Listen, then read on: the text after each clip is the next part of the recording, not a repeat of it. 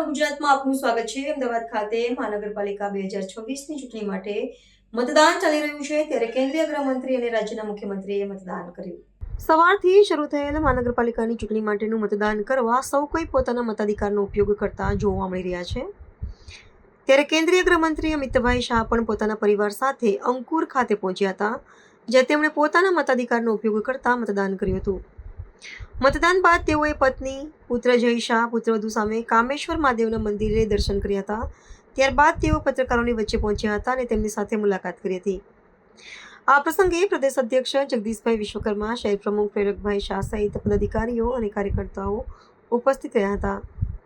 તો બીજી તરફ રાજ્યના મુખ્યમંત્રી ભૂપેન્દ્રભાઈ પટેલે રાજ્યમાં સ્થાનિક સ્વરાજ્યની સંસ્થાઓની ચૂંટણીઓ માટે અમદાવાદના શિલજ ખાતેની પ્રાથમિક શાળાના મતદાન મથકે પોતાના મતાધિકારનો ઉપયોગ કર્યો હતો।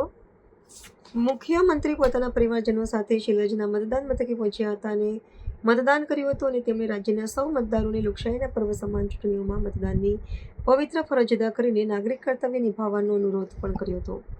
આજે ગુજરાતમાં સ્થાનિક સ્વરાજ્યની ચૂંટણી અને મતદાનનો દિવસ છે।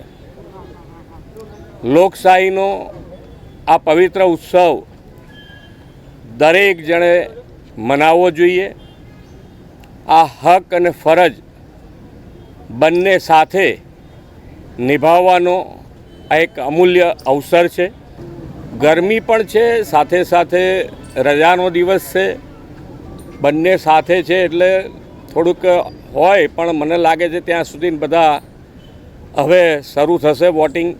9 વાગ્યા પછી રવિવાર હોય એટલે રજાનો દિવસ હોય એટલે આપણે બધાને જ ફરીથી અપીલ કરું છું કે ગરમી હોય, લગ્નગાળો હોય, બધું જ હોય, છતાંય આપણો પવિત્ર મત અવશ્ય આપવો જોઈએ।